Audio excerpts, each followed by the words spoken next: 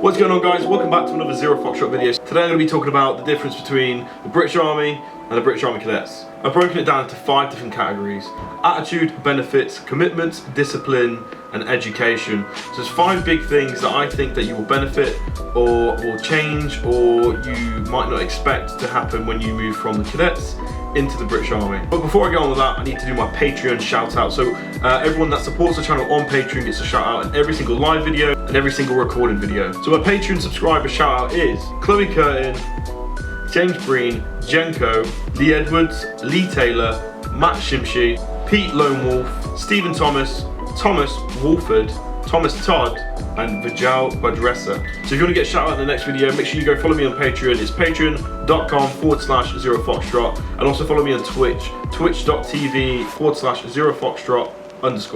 The attitude in the British Army Cadets compared to the British Army. So in the Cadets, you're not an official soldier. You're not under the same guidelines and levels of discipline. It's effectively like a similar discipline to what you'd have at school.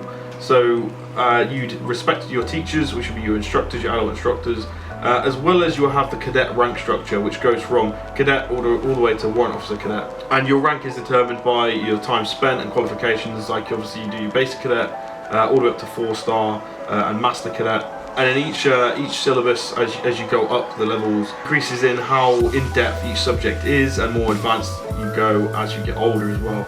I think some of these stars are limited by your age, quote me if I'm wrong. So as you go up the rank structure, you also get more responsibilities and stuff, but the general attitude in cadets is a bit more fun, more chilled out, more giving as well, because obviously you are kids, you are under the age of 18, so you get a lot of leeway than you would do in the army. Whereas the attitude in the army is obviously a very professional environment. Yes, you are then over the age and you're treated more as an adult, and in that respect you get a lot more freedom, and it is your full-time job. So you do your day-to-day work, you finish, you go back to your block, your accommodation, and your time is your own. So you've got to remember that in the army you're going to have a level of professionalism. You're going to be exerting stuff like the sea drills. I don't know if they're going to change this or if it's going to stay the same, but especially when I joined the army in 2010, it was sea drills, which is courage, discipline, respect for others, integrity, loyalty and selfless commitment. And as well as your core values, you've also got your standards, which is your professionalism, your behaviour. Your behaviour is a massive thing. If you ever bring the army into disrepute, where you call the army into any sort of investigation or into any sort of negative light, you'll be in deep shit. And you've also got to remember that you're going to be underneath military law, so your attitude has to reflect that of the military. That also includes believing in obviously equality and diversity and stuff like that. So yes, there's a lot of similarities to the cadets. In terms of, like, in the cadets you have to embrace one another, you have to be professional in terms of representing the cadet force, very similar to how the army says, you know, this is our ethos. You must adopt that ethos to be a part of the British Army, no matter what sort of way of life, religion and so on. You have to respect that and show that you fit in with the modern society, both in the military respect and civilian respect. Someone once said to me that, is it the Sun newspaper proof? If you're doing something that you don't want to end up in the Sun newspaper, don't fucking do it. Benefits. So when I was 15, I wasn't running off and joining fucking ISIS. I was actually in the cadets myself before I joined the army at 16, and it was fucking midnight. Everyone else was going down the park getting pissed with their mates, and I was in a field shooting machine guns and stuff, running around getting fit and preparing for the military. So one major benefit of the British Army Cadets is that you're going to get a lot of experience in terms of what military life is like. You're going to be going to different camps, you're going to be handling weapon systems, you're going to be meeting new friends, having a very wide social spectrum, where you're going to meet a lot of people from other different ways of life. And touching on that equality and diversity again, you're going to meet people that you would never normally meet in your day-to-day life. But the British Army, some of the benefits, as well as that's pretty much the only similarities between the army and the cadets. The benefits in the army is you're going to get a commitment bonus. I think it's every 4, then 7, then 12. I'm not sure, I can't remember. You're going to get a cash incentive to stay in, as well as in the British Army you're going to get free healthcare, free dental care. You've you've got insurance, the opportunity to travel around the world. Like, I myself, I went skiing in the Alps, I went to Canada, I went mountain biking in the Rocky Mountains and so on. So there's a lot of benefits in terms of what you can get out of your career, whereas the cadets is more of the benefit of looking into military life. So what you're putting in, like one night a week, as well as you're also going to get paid for it. So if you go to cadets, you like cadets, and it's something that you want to do, you're also going to get your wages. So you do get decent wages. People say it's really shit. I don't actually think it's that bad for what you do, and your cost of living is very low. So your pay representatively is quite high. So you're going to be paying maybe, so that is another benefit in itself. You'll be paying maybe £60 a month to live in your own room with an ensuite bathroom and stuff. Whereas in Civvy Street, paying for a room like that, you'll be paying £400 or £500 a month. So it's got swings and roundabouts, as well as you're not going to be paying council tax. If you're married and you go into a living quarters, I know this is a cadet video, but if you get married and you go into living quarters, you will not be paying council tax, which is another bonus, I guess. The next is commitments. So commitments in the cadets, you have one night a week. Mine, for example, was a Thursday. I'd go to cadets on a Thursday, and then you'd have like the odd weekend.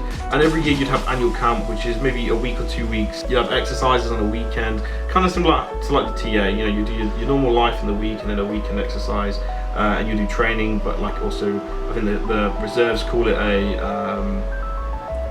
drill night, where you go to like your headquarters. You'll meet up and you'll do lessons and stuff like that, which is pretty good.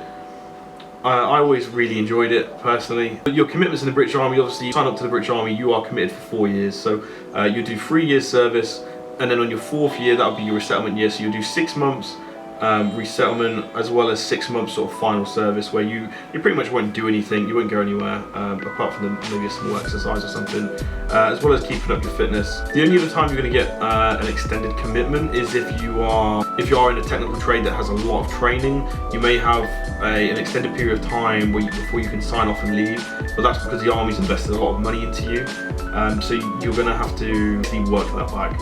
Discipline. So discipline in the cadets, you're going to basically get shouted at a little bit. You might get told to run around a little bit, but you sign up for that. You know what you're doing when you sign up to go in. But the discipline in the cadets is far less. You're right, mate.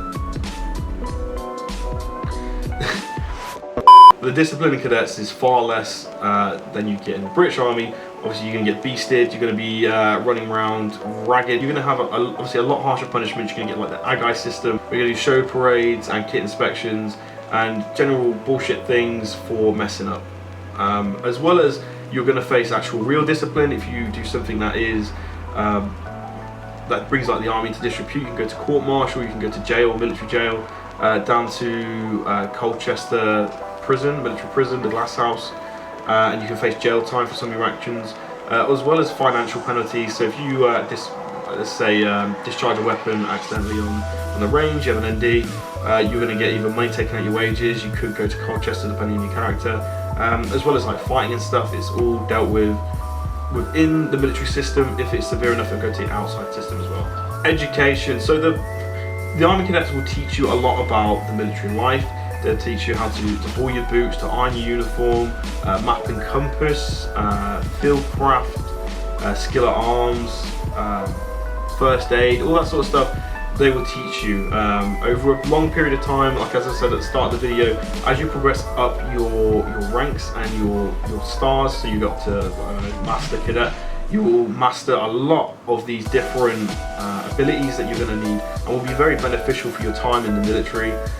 Whereas in the British Army, you actually have a structure where you will do your basic training, you'll do educational classes and courses that are beneficial for you on Civvy Street and in your military career. So your driving licenses, genuine certificates that are going to be very useful in Civvy Street. If you go for a trade, mechanical and engineering trades, you'll get obviously civilian qualifications as well as all the other ones. And there's even courses such as like a lifeguard course that you could do. When I was based in Germany, we had an outdoor pool and we had to have lifeguards at all times, so the lads would do a lifeguard course. And then they spend like 2 weeks on duty just manning the fucking pool. But the Army does invest a lot of money into your education, so some people go on to do degrees. That's the top sort of 5 things that I would say differs from the cadets to the Army. I hope that this is something that you guys will use. I know looking at my demographic recently it's changed, and I've got a lot more younger subscribers coming in that are cadets and are willing to make the leap to the military. A lot of people do get put off by it with the new joining process and stuff. Don't let it put you off. You know, some of the benefits you get from the army you will never get anywhere else. A lot of civvy employers make you pay for courses to be qualified for different roles and jobs and promotions, whereas the army invests it all back. So if you want to see more videos like this, you want to see more guides, help, tips, as well as I'm just